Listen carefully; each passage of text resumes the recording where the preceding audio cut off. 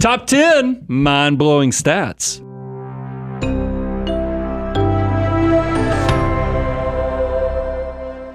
Brent, I am so excited about this because every time we do this show, no surprise, my mind is blown, and we think that your mind will be blown right now. You know one other thing that can blow your mind? If you subscribe right now to our channel so you can stay up to date on all the information we're putting out every single week. Yeah, let's start with number one. And we talk about this every year. It's a sad tradition, but it's one that I wait for Bankrate to publish. What percent of Americans can come up with $1,000? And you can set your clock to it. It's somewhere around 60%. This year, in 2024, it is 56% of Americans can't come up with $1,000 in an emergency. And that's devastating because $1,000, there's a lot of things in our life that cost $1,000. Medical bills, car bills, car accidents, tickets. I mean, you fill in all the different things. It is not hard to rack up $1,000 expenses, and yet more than half of Americans can't come up with that. And it actually gets even a little bit worse. 27% of American adults surveyed by Bankrate have no emergency savings at all. They are literally living paycheck to paycheck. They are making the ends meet, and that is it. That's a terrifying place to be. Yeah, and I think the big takeaway is, as we wrote it, your emergency fund is the barrier between you and the unknowns of life. I'll go even further and say your emergency fund is your barrier between you and desperate decisions. That's right. Because if you don't have cash reserves, you really are setting yourself up to kind of lean into debt that has just astronomically high interest rates on it, or having to go and ask favors of people you just don't want to burn that favor with, or going to payday loans and all kind of other desperate things. So just don't fall into that trap. Yeah, there are 3 ingredients to wealth creation: discipline, money, and time. And when it comes to emergency reserves, what that suggests to me is a lack of discipline, because ultimately being able to build an emergency reserve is about having money come in and living on less than you make. So another big takeaway is make the temporary sacrifices. The beautiful thing about having an emergency fund in place is once you do it once, it's there. It's there for you, and then you can move on to other goals. But if you're not making that small, short-term sacrifice to begin building it, you are likely not setting yourself up for success, and you are exposing yourself to way more risk than should be present in your financial life. And that's why, guys, you got to go to moneyguy.com/resources. I want you to understand the financial order of operations is your friend. Cash is such an important thing to keep you away from those desperate decisions that it's not only step one, the highest deductible covered. That's what's going to keep you from those desperate decisions, but it's also going to protect you. We have 2 cash steps with step 4, which is emergency reserves. So in case you lose your job or something else bad happens to you, you have it all covered so that you're not stuck making those desperate decisions and getting yourself in a pickle of a situation. And when it comes to your cash, we love high yield savings accounts. Let that money sit there. Let it be parked. Right now, you can earn 4 to 5% interest on that cash sitting there. Make this part of your financial plan. Don't fall into that statistic of 1 in 2 Americans who could not come up with $1,000 for emergency. All right, Brian, that's mind-blowing stat number 1. Mind-blowing stat number 2 is also mind-blowing, and I cannot relate to this at all. This makes no sense to me. Well, it's new on the scene, too. This is one, and by the way, it's coming strong. I mean, if you think about this, hasn't even been a distraction or a trap since it only became available since 2018, and to see so many young adults fall right into it, it scares me a little bit. Listen to this, 53%, again, 1 in 2 of young adults, and young adult is defined as anyone between ages 20 and 29, 53% of young adults bet on sports online. Online sports betting, basically gambling. 1 in 2 young adults are doing this. This was not something that was happening when I was a young adult. Yeah, this all came available, if you think about it, Supreme Court struck down the Professional and Amateur Sports Protection Act in 2018, and that's what kind of led to this. And what I think about is how small this started. If you look at the revenue, meaning the amount of money, the bets that are the wagers minus out what is paid out, if you look at the actual revenue, the gross gaming revenue, This are less than $500 million in 2018, but where we are at the end of 2023 is $11 billion. That is exponentially growing every year. I'm scared to see what 2024 and beyond is based upon these growth rates. This is huge business. And while most people will say something along the lines of, oh, well, I don't do big bets. I'm just betting small sums. I'm just playing around with it. The average household that participates in sports betting gambles an average of $1,100 per year. Now, I want you to think about this stat again. 56% of Americans could not come up with $1,000 for an emergency, and yet 53% of young adults gamble or wager or sports bet $1,100 per year. There is a disconnect there in terms of priorities. Yeah, this is one. I'd love if you listen in the comments. Let us know how you're seeing this play out in your life with your peers, your friends, because the big takeaway here is gambling is speculating. I want you to be thinking long term. This needs to be, as our friend Charles likes to say, this is vacation money. This is not eating money. That's and right. You need to be saving and investing for the future. That's really the money for the long term, or what we call eating money, needs to be prioritized before you're doing all this speculative stuff like sports gambling that seems to be everywhere these days. Yeah, betting is a personal choice. If it's something you want to participate in, that's a choice that you need to make. But don't do it at the expense of your future, because your money has a lot of potential. If you don't believe us, I would encourage you to go to moneyguy.com/resources and download our wealth multiplier. And if you are one of those young adults that is between the age of 20 and 29, I want you to go look at what your money can turn into. We have these little koozies that we like to show on the show that show this $1 beer cost me $88, because we know for a 21-year-old that $1 can turn into $88 by the time that they get to age 66.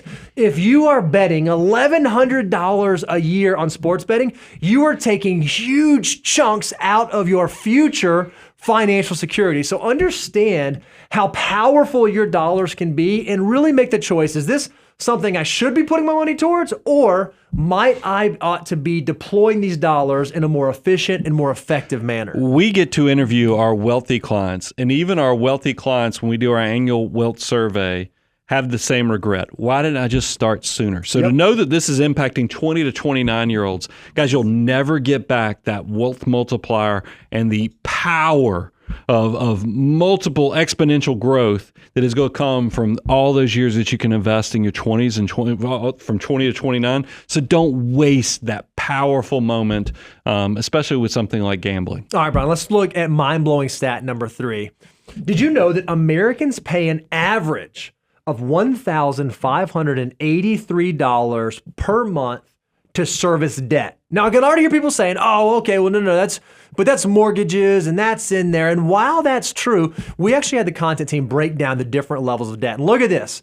For those who have mortgages, the average monthly payment for someone with a mortgage is $1,855. The average auto loan for someone who has an auto loan, $700. That's big. Personal loans, over $500. Student loans, $300. Credit cards, $272 on average for those who carry credit card debt. And then other debts, $275. We are a debt-laden society, and it's not a good thing. Now, it's fortunate to see that credit cards it's on the lower end of that with $272. Sure. But here's what I need people to understand is that, yes, it's a smaller number on there, but you're also paying likely 20% or beyond in interest rate. That is punitive. You can't fall into that trap. And that's why we actually looked at the data and said, okay, of people who actually are making use of credit card debt, meaning they're not paying it off every month, they're actually carrying a balance. That debt actually is $6,329. That's not the payment. That's the actual debt that they're carrying. Guys, that is growing upon itself at 20% plus. You're not going to get ahead with that type of debt. And that's why we like to say, credit card use is okay, but credit card debt, no way. Well, what's even crazier is over the last year, 9% of credit card balances fell into delinquency. So people literally dug a hole and they could not keep their head above water. So 1 out of 10 folks who carry a credit card balance went into delinquency. You cannot build towards financial independence if you keep digging a hole that goes deeper and deeper and deeper. So what's the big takeaway? Well, number one, compounding interest is the eighth wonder of the world. It can be your greatest ally when it comes to wealth building, but if you allow it to work against you, it can be your fiercest adversary, and it will be a hole that the more you use it, the deeper it goes and the harder it is to get out of. So recognize how powerful, but also how dangerous it can be. Yeah. Choose the friend side of it. Let it work harder than you can versus the foe side of it, because it can hurt you. And go ahead and lean into discipline. Make those temporary sacrifices right now to figure out how you can avoid making those desperate decisions that require you to use credit card debt. And then remember, this is something that's so important. I think a lot of us have been sold a false set of things in the fact that we say, hey, it's great if I can get a reward. I get 2% cash back. But is that great when you're paying 20% interest? You're never going to get ahead when you have that type of disparity between what you're getting versus what you're having to pay. Yeah, we have a friend who says, some people are credit card people and some people are not credit card people. If you're someone who's carrying that balance month over month and you're not paying it off and you're doing it because of the rewards, you might not be a credit card person. So be true to yourself and understand the behaviors that will actually allow you to begin building wealth. You already said it once. I'll say it again, Brian. It's worth saying it again. Credit card use, okay. Credit card debt, no way. Love it. All right, Brian, let's look at our fourth mind-blowing money stat. And this one hurts a little bit. This one makes my stomach hurt. Would you believe it if we told you that 24%, so 1 in 4, of trade-ins for new vehicles have negative equity? Bo, what's negative equity? That means that you are literally trading in the car and you owe more on the car than it's worth, and you're rolling that in. And on average, that amount is $6,255. $6,200 of negative equity that you were rolling into your new car purchases. You will never own anything behaving this way. So let's get to, I always say, well, how did this happen? How did we get here? What's creating this? How often, realize we live in a consumption society. There are tons of people out there pushing you. They're even doing great content out there that even our content team sits in there and goes, man, that Steve-O guy. He's trying to get them rolling. He's getting them rolling. But man, is he rolling them into devastation. Yep. And the fact is that if you're doing low down payments and then you're financing this stuff out over years, you never really own the asset. That's and right. the problem is, this isn't even a good asset. This is an asset that's depreciating likely greater than 50% over the first 5 years of ownership. So it's hard to get ahead, and it's hard to actually not dig yourself a financial hole if you're doing all these things wrong on debt. You're literally driving around in your wealth. New cars lose about 9% of their value the moment you drive them off the lot. So how can I do this better? How can I not be part of the statistic? Well, you need to recognize there's nothing wrong with a used, reliable automobile. Depending on the station of life you're in, you might not need the latest, greatest, shiniest, nicest, fastest, prettiest, highest tech automobile. A good, reliable used car might be the perfect solution for that thing that's going to get you to your ultimate wealth creator. What's that, Brian? Your J-O-B. That's it. That's the one. And the good news for you right now, if you are in the market for a car, is that the average used car price right now is actually down about 8% in the month of May. So cars ran up, got super expensive. It looks like we're seeing a little bit of reprieve now. So use that to your advantage rather than being 1 in 4 that's trading in a vehicle with negative equity. Yeah, and don't sleep on the used car side of things. And the fact that I think it's interesting is that we've now seen car prices come down. We're also seeing that with interest rates going down, the new car advantage on even interest rates is going to start being minimized. Yep. This is a great time to think about, hey, maybe I should look at the used car versus just immediately assuming I can jump right into the new car and get myself into a lot of debt. And whether you're buying a used car or a new car, 23A can protect you from going underwater on your loan. I mean, the thing that we're trying to protect is being someone who's rolling over negative equity, and that's exactly why we have our rule, Brian. The 23A rule walks you through that. Yeah, if you put down 20%, That's going to go ahead and give you a great head start on not letting that depreciation outrun your actual ownership and having an asset. The fact that you're going to pay it off within 3 years. This is counterintuitive to what the rest of the financial world is telling you to do with all this content, because they're going 6 years, 7 years, and even 8 years on some of these loans. 3 years, that way you make sure you own it, and it also keeps you very honest on your wallet and what you can afford. And then payments should not exceed 8% of your annual income. And then, Bo, we always put the 2 caveats is that this is not for luxury cars. This is for reliable transportation. I'll say it, we're thinking Corolla, we're not thinking Land Cruiser. And then your car payments should never exceed what your monthly investment amount is. I love it. And when it comes to your automobile, while we talk about it being an asset that depreciates, it's naturally going to work against you. If you can be proactive and you can maintain your car, do regular service, make sure you're taking care of it, there's a really good chance you can get it to last 5, 7, 8, 10 years, which will prevent you from allowing it to be something that's dwindling your future wealth. Because remember, at the end of the day, when it comes to building wealth, being rich is way better than looking rich. So don't fall into the trap of just trying to look like you have more going on than you actually have going on. Let's get to mind-blowing stat number 5. Can you believe, Bo, that the average savings rate in America is 2.9%? Nope, I can't.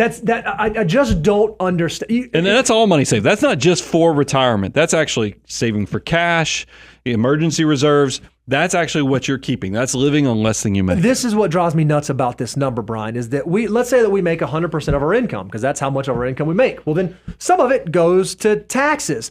If we're only chiseling off 2.9% to go towards savings to build for the future, and our goal one day is to be financially independent and have our money be able to sustain the lifestyle that we've grown accustomed to living, at a 2.9% savings rate, we are never, ever, ever going to get there. But Brian, this must just be a point in time. Surely there must be something unique going on right now, high inflation.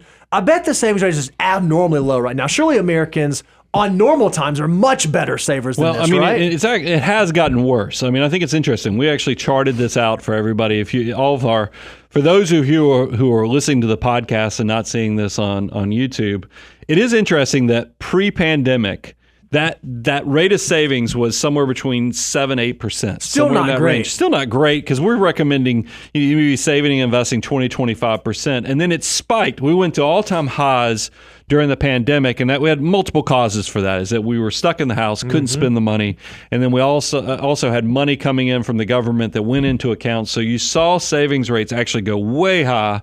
But then you would think when we came out of the pandemic, I don't know, I could count on maybe some weird things to happen in the short term, where if you were cooped up and you're like, let's go spend because we want to, enjoy life because we've been locked up and all these other things. But it's actually gotten worse in the fact that we have never gone back over 5%, and now here we are at 2.9% since we had the pandemic. And that scares me. And I know inflation is a part of that, but part of this is definitely the discipline of deciding to live on less than you make and not just going all in on these consumption decisions. And you just said it, Brian. Our goal, what we want you to do, is be saving 25% of your gross income for the future. Well, why do we say that? If you've not seen this, go to moneyguy.com/resources. You can download our deliverable. But if you are in your 20s or in your 30s or even in your 40s and you can get your savings rate to 25%, then you're going to have a higher likelihood of being able to replace the standard of living that you're currently living at when you get to retirement. Or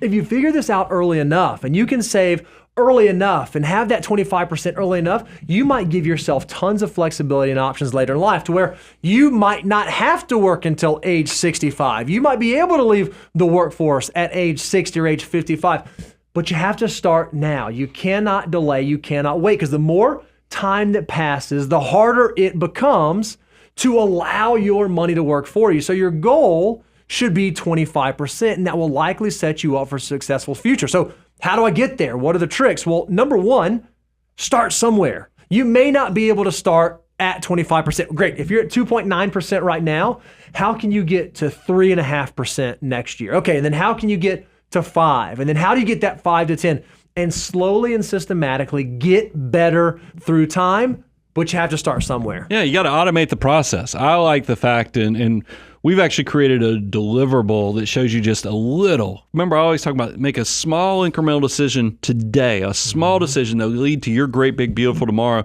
We've actually created a great deliverable out there. If you'll just increase your savings, what can 1% more do for you?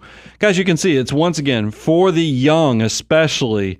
We're talking about huge impacts on your future retirement. And even for people in their 30s and 40s and beyond, 1%, a small incremental decision can have huge amplification and ripple effects that your future self is going to get, just cry super happy, sloppy tears if you'll just make that sacrifice today. And you want to be crying those sloppy tears. Those are the good ones. Those are the happy tears. Those are the good ones. The other thing, too, is as you have life changes, as you have pay raises or job adjustments, it's okay. We want your standard of living to increase. We're not suggesting that everything has to go to savings and you have to live miserly life now. But if you get a pay raise, why don't you figure out something where 60% can go towards investing and building for the future and building towards financial independence, and 40% can go towards lifestyle. If you can strike that balance, you will move from the 2.9% that you're at today, if you're the average American, to 5, 10, 15, 20, ultimately to 25%. And we promise you, your future self will thank you and cry those big sloppy tears. Let's talk about number 6 on these mind-blowing stats. You know, there seems to be more and more voices out there that are saying college is a ripoff. It's a scam. And if I can do anything in my power, which makes me sad, because I've always said education is the way out. It was the way out for you. It was the way out for me. Somebody held the ladder where I learned and made a better version of myself through the skills and the knowledge that I was able to develop high school and in college and beyond. And that's why, but it makes me so sad when I see this stat that 39% of undergraduate student loan borrowers don't complete their degree. Can you imagine you go take on this debt, you're paying all this interest, you have these obligations that you can't get out from under, and then you didn't even get the degree? That just breaks my heart. Yeah, and this is the way that they did this. They actually tracked a study of freshmen in the year 2012, and they followed up with them 5 years later in 2017 to see what happened. And what they said is a lot of them delayed graduation or dropped out because of either financial reasons or lack of support. So imagine borrowing all this money and racking up all this debt for a degree that you didn't even finish. But it actually even gets a little bit worse than that, or there's another side of this coin that's pretty bad too. You know, every year we do an annual wealth survey where we survey all of our Millionaire Money Guy clients. And of those that went to college, we asked how many of you work in the field that you studied for, and 74% of our respondents said that, yeah, the degree I got is what I actually do for a living now. I picked a degree and I went into that vocation. Well, when you compare that to the general public, would you believe that only 27% of Americans, this is as measured by the New York Federal Reserve Bank, only 27% of Americans work in a field related to their major. So even for the folks who went and got a degree and they achieved that accomplishment, they don't even work in a job that the degree supports, which means they likely did not attack their education the most efficient means possible, especially if they racked up student loans to pay for it. Even in that research, it shows that 44% regret their field of study. So that's why, look, I still stand by the fact that I think education can be the ladder up. It can be the opportunity to better yourself, but you better take an active role in actually doing this right. Because if you're just going to college as the next step because you feel like, hey, I don't know what I'm going to do right after high school, and you're not taking an active role and figuring out what does the market need more of? What am I actually good at? Are there intersection points? Because I don't want you to get to the point to where you're paying $364 because that's the average what the borrower has to pay for student loan debt. I don't want you paying that without knowing your why or how you can navigate this well. Now, listen, don't mishear us and think that we're insensitive or tone deaf, because we recognize student loan debt can be a great tool. I mean, obviously, if you can pay cash for college, or if you have scholarships or grants, that's wonderful. If you have parents that can pay, but a lot of people aren't in that situation. A lot of people have to take on student debt in order to achieve a degree that's going to allow them to pursue the vocation they want to pursue. That in and of itself is not necessarily a bad thing. However, if you're going to do that, you want to make sure you understand how dangerous it can be. Because while it can be helpful, it can also be incredibly dangerous, and it can be literally a ball and chain that you drag through the remainder of your career. So going in the decision, you want to make sure you measure 2, 3, 4, 5 times, and you just default to, okay, well, I took student loans and I took as much as I could, and I went to whatever school and studied whatever simply because I could. Well, that's why we've even given guidance that your student loan balance should not exceed your first year anticipated income. That's right. And that's why you've got to be deliberate about both your choice where you go to college. Yep. Also be very deliberate about what you're going to major in college and what you get a degree in. And then even figure out, do I need to go to college? Now, look, I'm all for college, and I think it's very valuable. But if you know that your skill set is going to be in a trade or something, some of our biggest clients actually own businesses that are trade businesses. That's exactly right. But you just begin with the end in mind. And I feel like that's the trap that a lot of young people are falling into, is that they not beginning with where they want to end up. They're just going along because that's what everybody else is doing. And if you're not taking that active role and being very deliberate with your decision making, you're just not going to be in control of what the results are. And maybe you're on the other side of this. Maybe you're someone who went to college and you got the degree, and now you have the student loans and you're trying to figure out, well, how do I pay them off? We actually have some student loan rules to help you, because we think that every dollar that you accumulate is powerful and important, and you want to figure out, how can I use that dollar best? Well, you may be able to use it paying off student loan debt, but it may have a better and higher purpose for building up wealth. So we have some rules we've built. If you're in your 20s and your student loans are above 6%, you may want to prioritize paying off those student loans. If you're in your 30s and your student loans are above 5%, you may want to prioritize those. And once you get into your 40s, if your student loans are above 4%, you may want to prioritize those. If your student loans are lower than those numbers at those age ranges, there's a really good chance that the dollars that you're accumulating might be better served going to build towards future financial independence. And we're basing that off the equity risk premium that exists for folks who are investing in a well-diversified portfolio. So understand where you are in your financial journey so that you can make sure you are maximizing and optimizing every dollar that you have that you can put to work for you. Mind-blowing stat number 7. This one I like to call a troll treat. Because you throw it out on the edge of the bridge, and then the trolls definitely come out for it every year when we post this. And that's why I love what we've added to this one, is 80% of millionaires are first generation. Yep. What I think is interesting on this one is that we've actually, we have, of course, Millionaire Next Door, which we're big fans of. But then Dr. Stanley's daughter, Sarah, wrote The Next Millionaire Next Door. And she published, I loved it because the original 80% that you hear people talk about came from Millionaire Next Door. Well, I love that Sarah actually put, and she went and did some research. And you can see she posted data, and then we've got the Ramsey data, and then we even do our own annual survey of our clients to find out how many of them inherited money and so forth.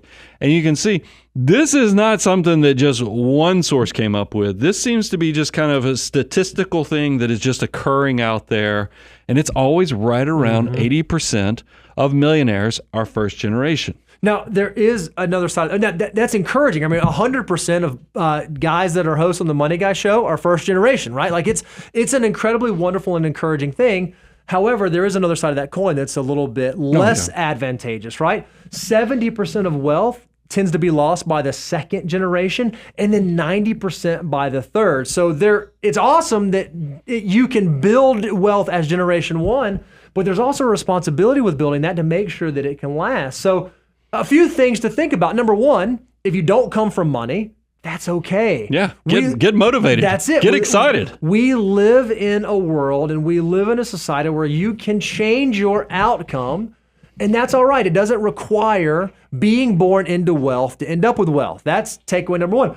Takeaway number two is if you do have money, maybe you are that first generation, maybe you are someone who's been able to build wealth, don't screw up your kids. Don't fall into that statistic where 70% is burnt through by the second generation and 90% is burnt through by the third generation. Make sure you teach your kids about money and you teach them how to steward it well and how to make wise financial decisions. Teach them the things that you used to get to be a first generation millionaire. Oh, what I love about our content, Bo, with Money Guys, we get to see who our audience is. And fortunately, there's a lot of young people who do watch our content. And if you come from a household where maybe your parents had some success, look at this stat, and I want to kind of let it soak in, and then realize, hey, you have an opportunity here.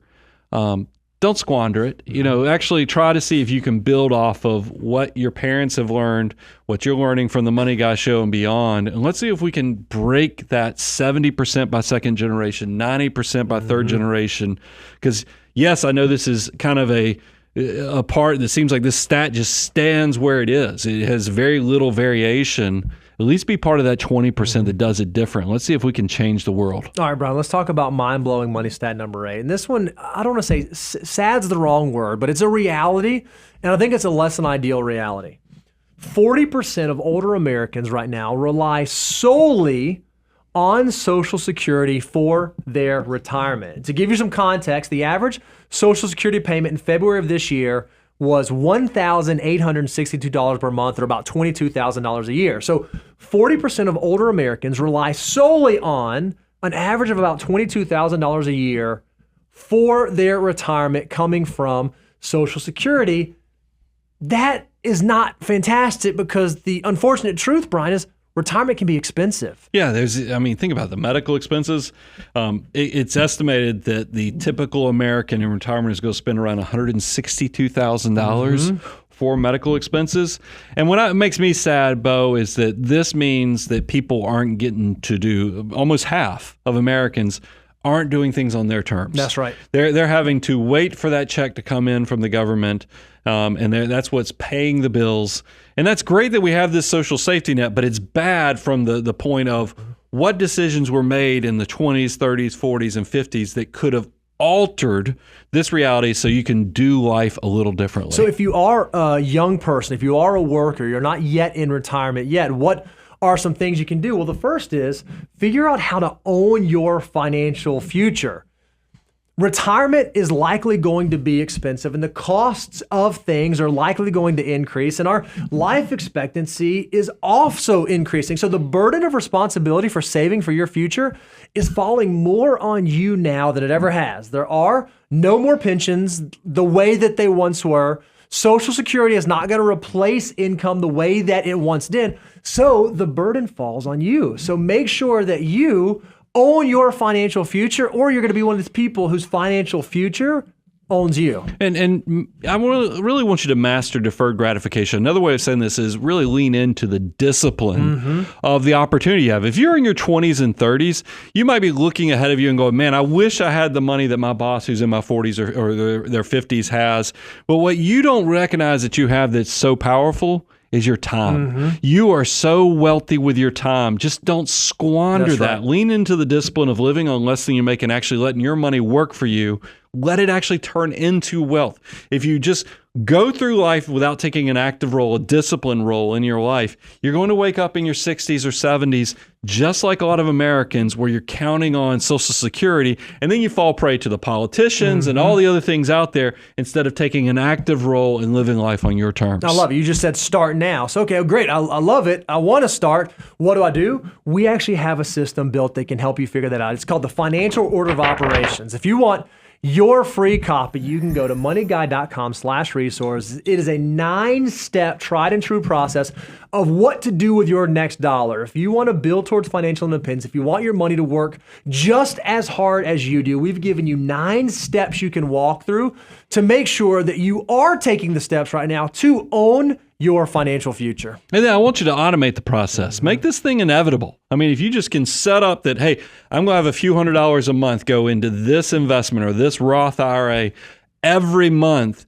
guys, it takes away a lot of the emotional traps and everything else. Make it automatic for the people and make your wealth building journey inevitable. I love it. Speaking of an inevitable wealth building journey, let's speak about a reality for those who have built wealth. This is mind-blowing money stat number 9. Most people don't become millionaires until age 49, and you can't see it written on the screen, but it says, despite what Instagram and TikTok and Facebook and all the social medias would tell you, most folks don't get there until they get to age 49, which means it took some time and it took some effort and it had to be a deliberate process. It was not something that happened overnight. Yeah, and it's typically the journey of 28 years. I mean, I've got, I did a quick highlight that's going out soon where I show that, yes, somebody who's trying to get to their first $100,000 depending upon what rate of return you use, it's going to take between 7 to 9 years likely when you're starting a journey. But if you can do this and understand the power of compounding growth and the wealth multiplier effect, know that that growth from 500 to $1 million is in a shorter period of time than it took to get to the first 100,000. But don't let somebody out there on social media distract you to where those dollars to get the journey started get trapped into online sports gambling or trapped into going to the latest, greatest trend that somebody's selling you into. Realize that you can make this an inevitable wealth building process if you just make it automatic. Don't get distracted. I love that you said that. And in addition to not getting started, give your portfolio time to grow. If you don't start saving, if you don't start putting it to work, you're not starting the clock for the dollars beginning to build. The very best time to start saving for your future was yesterday. That means that the second best time to start saving is today. So give it time to grow. Let your money do what it does. And I assure you, in the future, look back, your mind will be blown at what you were able to accomplish, which is a perfect segue into mind-blowing money stat number 10. This is number 10 to close it out. This is, I'll call it a love letter or a chef's kiss to, just the power of compounding growth. By the time you retire, there's a good chance 92% of your portfolio is likely from growth. It's unbelievable. I mean, we have a slide to kind of show you how this works. I think a lot of people, you see the goal of, hey, I want to have $1 million, I want to have 2 million, 3 million, whatever your goal is. You're like, how in the world, if you just divided that by the number of years to work, you're like, how am I ever going to get there? Here's the good news. If 90% of it is coming from the growth, it just means you just have to get that pebble, that little pebble, rolling down the hill and let it grow upon itself. Because, Bo, walk them through how this kind of builds upon itself. It's not linear like we all think as humans. It's exponential. Yeah, let's assume that when you invest, you can earn 10% on average. And let's assume that you're going to save the same exact dollar amount every month. And in the illustration, it's $500, but you can pick any dollar amount. Every month, I'm going to save the exact same amount of money. Well, after 5 years of consistently saving month after month, of your total portfolio, about 23% would be growth. Okay, that's exciting. That's cool. That's awesome. But you've done a lot of the hard work. Yeah, 80% is you. 80% is you. By the time you get to 10 years, though, 40% of the portfolio is growth. So, okay, you've worked harder than your money. You did 60%. The portfolio did 40%.